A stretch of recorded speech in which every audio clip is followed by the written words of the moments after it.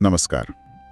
आज हम भगवत गीता के एक श्लोक पर पहले अध्याय के 5वें श्लोक पर बात कर रहे हैं और ख़ास तौर पे ये देखेंगे कि जो स्रोत हमारे पास हैं वो इसकी व्याख्या कैसे करता है, कैसे इसे हमारी रोज़मर्रा की ज़िंदगी से जोड़ता है। जी, और स्रोत का जो मुख्य बिंदु है वो एक बहुत ही आम इंसानी आदत है, दूसरों से तुलना करना। और कैसे गीता का ये श्लोक इस आदत के बारे में कुछ कहता है।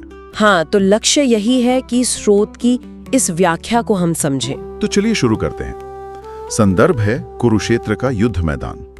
दुर्योधन अपने गुरु द्रोणाचार्य के पास हैं और पांडव सेना के कुछ योद्धाओं के नाम गिना रहे हैं। श्लोक में नाम आते हैं धृष्टकेतु, चेकितान, वीर काशीराज, पुरोजित, कुंती भोज और नरश्रेष्ठ शैब्य। अब सवाल ये उठता है और स्रोत भी यही पूछता है कि दुर्योधन ऐसा कर क्यों रहा है। हाँ, मतलब सिर्फ नाम क्यों गिना रहा है। हाँ, क्या वो सिर्फ जानकारी दे रहा है या कुछ और चल रहा है उसके मन में। यहीं पर स्रोत एक, आप कह सकती हैं, दिलचस्प नुक्ता उठाता है। ये महज एक लिस्ट नहीं है। स्रोत के मुताबिक ये दुर्योधन के अंदर जो डर है ना, उसका बाहरी रूप है।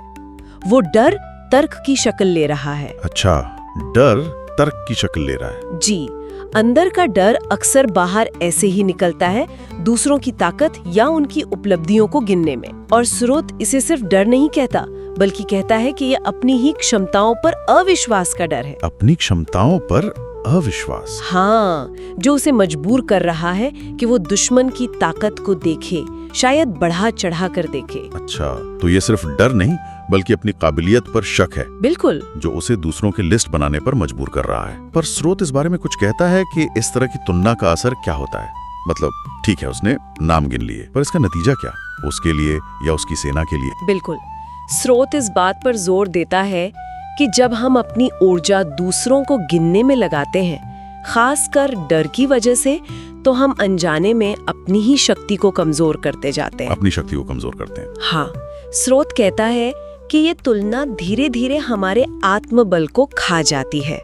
दुर्योधन पांडवों की शक्ति गिना रहा है, लेकिन इस प्रक्रिया में वो शायद अपनी सेना का मनोबल और खुद का आत्मविश्वास उसे भी कमजोर कर रहा है। हाँ, मतलब ध्यान बट रहा है, अपनी तैयारी पर फोकस करने की बजाय।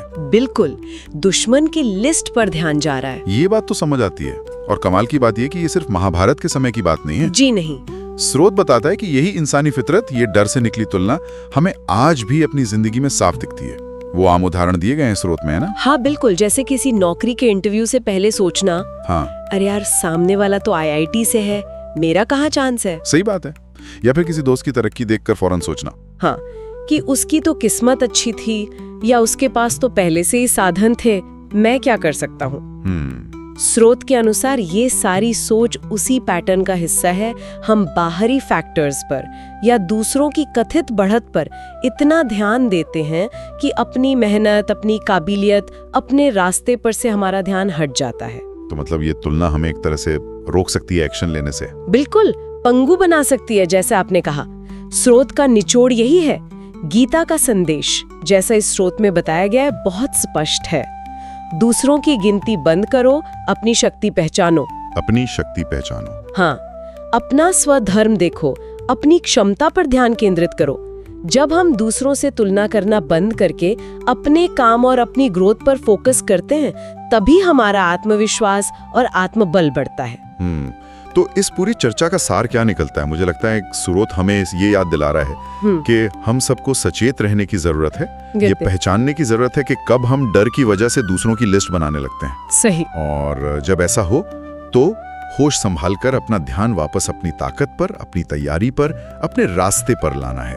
और जाते जाते स्रोत से ही एक सवाल है जो श्रोता अपने मन में रख सकते हैं, जिस पर वो सोच सकते हैं। जरूर। सवाल ये है, जब मैं दूसरों को देखता हूँ, उनकी सफलता या ताकत को आंकता हूँ, तो क्या मैं सिर्फ उनकी लिस्ट गिन रहा हूँ या मैं खुद को भी उस लिस्ट में, यानी सक्षम और शक्तिशाली लोगों में गिनता हूँ?